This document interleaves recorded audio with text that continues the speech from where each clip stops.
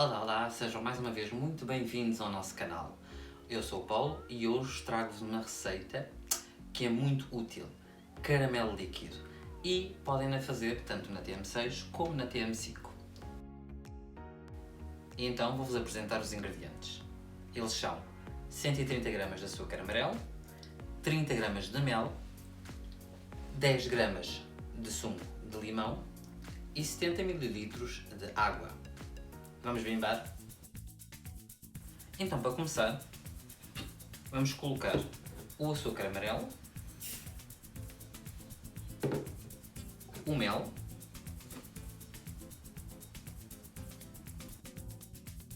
e vamos programar a nossa bimbi. 5 minutos, temperatura 40 graus, velocidade 1.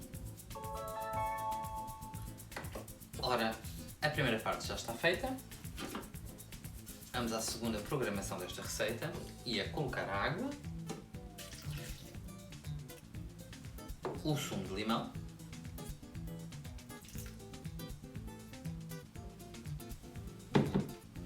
e voltamos a programar a bimbi. E vamos programar 10 minutos, temperatura varoma, velocidade 2. É importante que, passado 2 a 3 minutos de começar esta programação, retirem o copo de medida.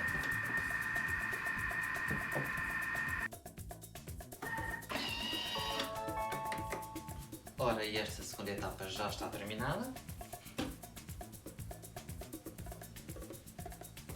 E a nossa receita também.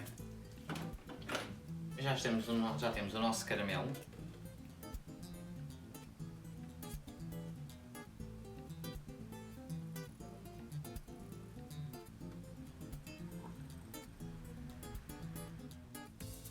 E assim já cá temos o nosso caramelo líquido feito, ótimo para os nossos pudins ou molotovs ou outras coisas doces. E então, gostaram desta receita?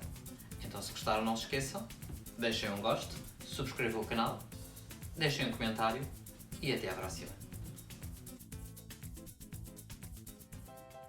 Vamos começar? Vamos bimbar? Ou então dizer-vos quais são os ingredientes. Temos aqui 130 gramas de caramelo. Temos aqui